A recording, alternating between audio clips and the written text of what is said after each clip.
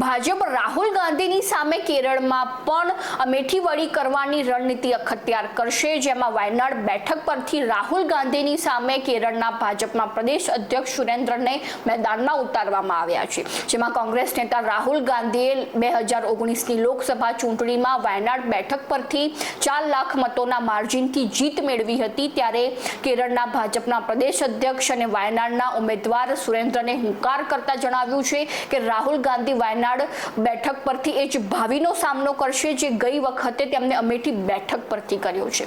નમસ્કાર, ગુજરાત જો ટીવીની સાથે હું છું મિક્ષુ ઠક્કર।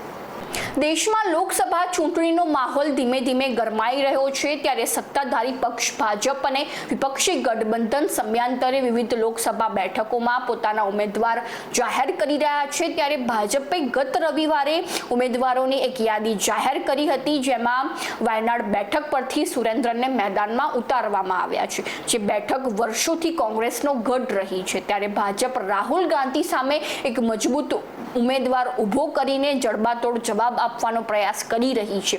તો હવે જોવું રહ્યું કે વાયનાડ બેઠક પર વર્ષોનો રેકોર્ડ તૂટશે કે કેમ। તો આવી નવી માહિતીને જાણવા માટે ફોલો કરો જો ટીવી મિક્ષુ ઠક્કર।